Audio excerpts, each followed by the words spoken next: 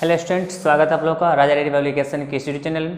हम लोग पढ़ रहे हैं 12th क्लास का केमिस्ट्री एक चैप्टर है पी ब्लॉक इनऑर्गेनिक एक चैप्टर, इससे पहले भी कुछ वीडियो बना चुके हैं। इससे पहले वीडियो में बता चुके हैं आपको जो है पूर्व 15 के तत्व जो होता है उस 15 के तत्वों का नाम और साथ में उसका कुछ बहुत सारे भौतिक गुण।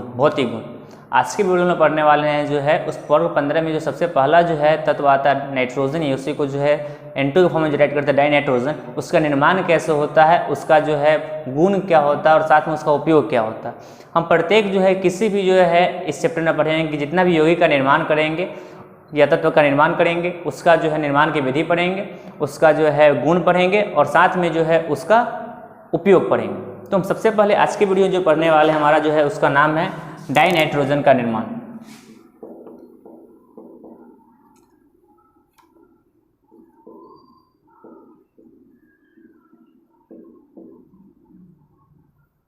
डाइनाइट्रोजन का निर्माण या इसी को जो है डाइनाइट्रोजन मतलब कहने का अर्थ हो गया क्या चीज N2। आप इसको नाइट्रोजन भी पढ़ते तो नाइट्रोजन का भी निर्माण कर सकते हैं।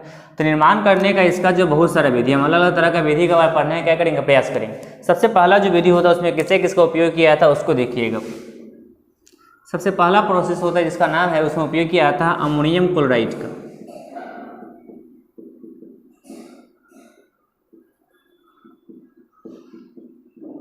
अमोनियम क्लोराइड और साथ में जो है इस अमोनियम क्लोराइड के साथ रहता है आपका सोडियम नाइट्राइट।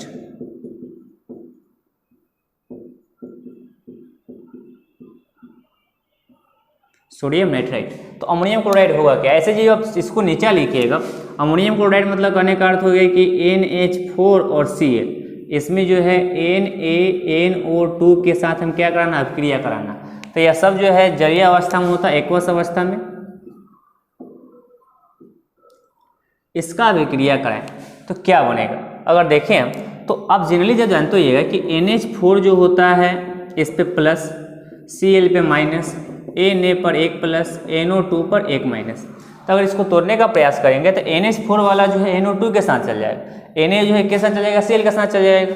तो इसका डायरेक्ट अभिक्रिया भी है और शॉर्टकट भी है, मतलब दो प्रोसेस भी जोड़ता है अभिक्रिया। तो सबसे पहले होता है क्या है कि NH4 चल जाएगा NO2 के साथ और Na के साथ Cl के साथ, तो बनेगा क्या, बन जाएगा NaCl और प्लस NH4NO2।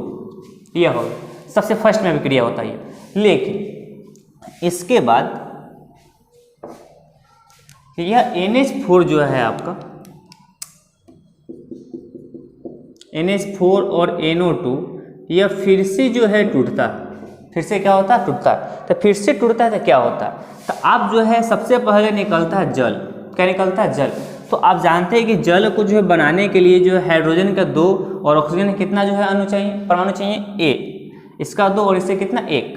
तो अब देखिए किसने इसमें जल निकल सकता है। तो इसमें 4 हाइड्रोजन है, इसमें 2 ऑक्सीजन है। 4 हाइड्रोजन है 2 ऑक्सीजन, तो इसमें से जो है 2 हाइड्रोजन और इसमें से 1 ऑक्सीजन, फिर इसमें से 2 हाइड्रोजन, फिर इसमें से ऑक्सीजन। तो ऐसा क्या बन सकता है, 2 बन सकता है। तो अब जो है H2O जो है बनेगा, लेकिन कै को बन सकता है, इसमें से 2 बन सकता है। अब उसके अलावा जब H2O बाहर निकल गया तो हमारे पास बच क्या गया, N2, एक नाइट्रोजन, क्योंकि H4 और O2 मिलकर गए 2 H2O बना दिए। उसके बाद क्या बचेगा, हमारे पास 2 नाइट्रोजन बचेगी, तो N2 हो गया। तो यही हमको बनाना था क्या चीज, डाइनाइट्रोजन। तो डाइनाइट्रोजन का हम लोग क्या कर लिए, निर्माण, जिसमें जो है अमोनियम क्लोराइड और सोडियम नाइट्रेट का उपयोग किए। जब इसका अभिक्रिया करें तो हमको बन गया डाइनाइट्रोजन। तो यह पहला प्रोसेस है स्टूडेंट जो है डाइनाइट्रोजन बनाने का। सिंपल प्रोसेस, बहुत ईजी है, आप इसका स्क्रीनशॉट आप कर सकते हैं।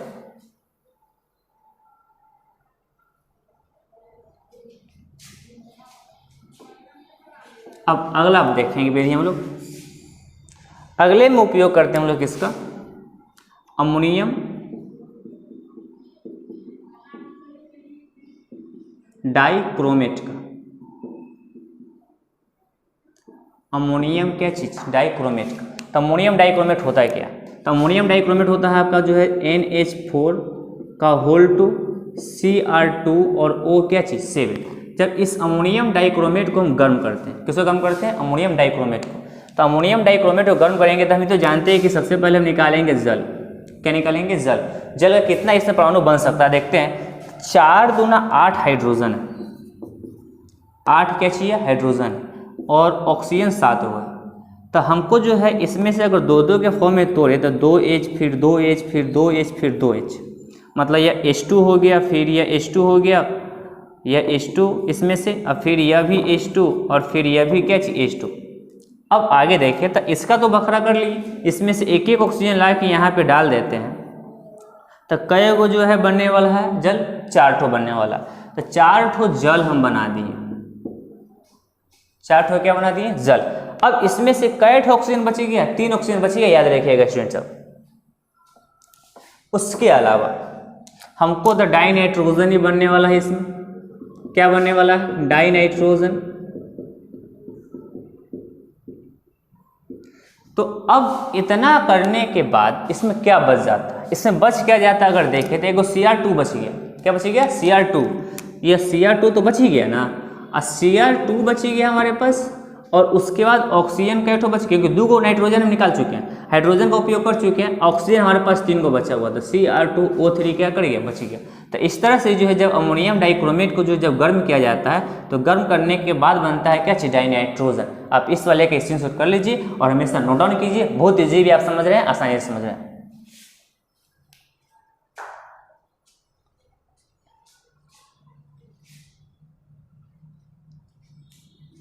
नेक्स्ट स्टूडेंट्स,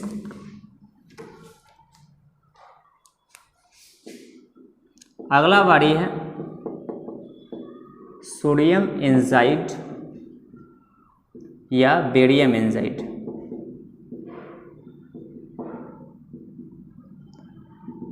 से सोडियम एंजाइड और बेरियम एंजाइड। सबसे पहले स्टूडेंट्स आप जान लीजिए कि एंजाइड का जो फॉर्मूला क्या होता है। एंजाइड मतलब कहने का अर्थ हो गया N3-, एंजाइड मतलब क्या चीज N3-। तो अब सोडियम एंजाइड और बेरियम एंजाइड कैसे बनेगा, तो सोडियम एंजाइड बनाने का प्रयास करेंगे तो Na+ होता है या N3- होता है। तो अगर इसको बनाने का प्रयास करेंगे आप तो यह सिंपल Na यह यहाँ चल जाएगा या यहाँ चलाएगा, तो Na और N3 होगा। तो ये किसका फॉर्मूला होगा सोडियम एंजाइड का। अगर बेरियम एंजाइड का बात करें तो Ba पे जो है 2+ होता है और N3 पर जो है 1- है। इसका अगर फॉर्मूला देखते हैं तो यह हो गया Ba, या यहाँ जाएगा या यहाँ आएगा, तो ये BaN3 का क्या चाहिए होल ट्वाइस हो जाएगा। तो ये बेरियम एंजाइड का फॉर्मूला हो गया। तो 2 फॉर्मूला हो गया, एक सोडियम एंजाइड का और एक इसका बेरियम एंजाइड का। दोनों को हम जो है एक एक करके जो इससे जो है डाइहाइड्रोजन क्या करेंगे निर्माण करेंगे। सबसे फर्स्ट अगर सोडियम एंजाइड से बात करें इसका हम,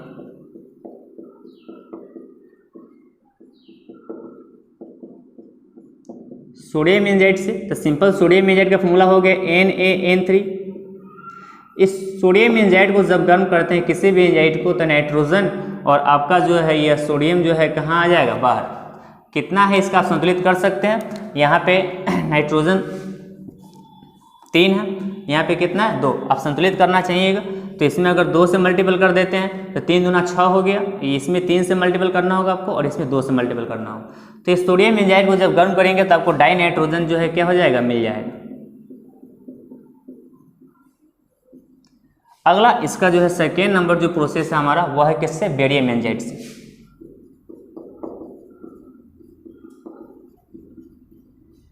बेरियम एंजाइड बनने का प्रयास करेंगे तो बेरियम एंजाइड का फॉर्मूला क्या हो गया BaN3 किसी भी एंजाइड को आपको सिर्फ गर्म कर देना है, गर्म करने के बाद आपको जो है डाई नाइट्रोजन जो है प्राप्त हो जाएगा और उसके साथ जो आया था वह बाहर निकल जाएगा।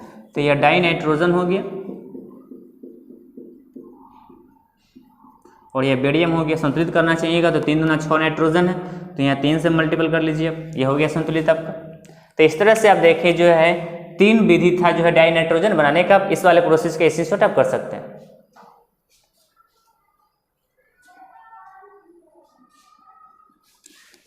तो स्टूडेंट्स अभी तक आप देखें जो है डाई नाइट्रोजन का निर्माण कैसे किया जाता है।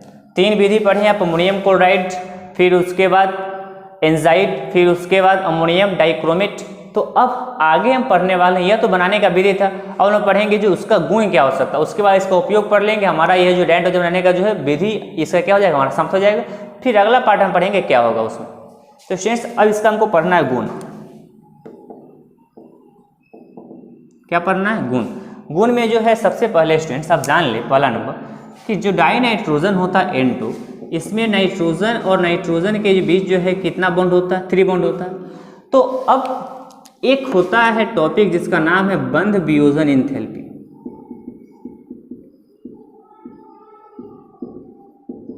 बंध वियोजन एंथैल्पी तो होता है क्या है कि ये जो आपको डाई नाइट्रोजन दिखाई दे रहा है, इसको 3 बॉन्ड है, तो तीनों बॉन्ड को तोड़ने में जो है मतलब किसी भी जो है 2 परमाणुओं के बीच जो बॉन्ड उपस्थित होता है, अबंध बना होता है, उस अबंध को तोड़ने में जितना ऊर्जा की आवश्यकता होता है उस ऊर्जा को हम क्या कहते हैं, बंध वियोजन एंथैल्पी। अब इसमें 3 बंध है, बहुत मजबूती से बंधा होगा ये, तो अब 3 को बंद होने के कारण जो है इसके बंध वियोजन एंथैल्पी का मान जो बहुत ज़्यादा हो जाएगा।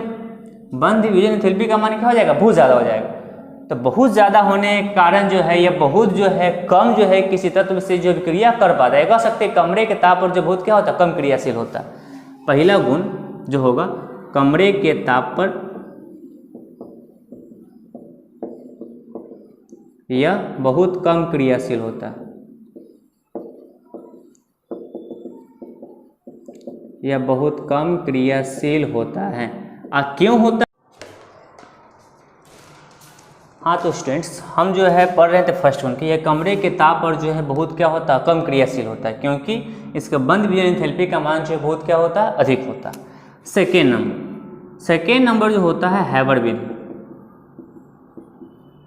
या कह सकते हैं कि हैबर विधि में जो इसका उपयोग किया जाता है। हैबर विधि क्या होता है, जैसे इसका अगला वीडियो बनेगा, हैबर विधि अमोनिया का निर्माण किया था, कैसे किया था, अगला वीडियो बनेंगे।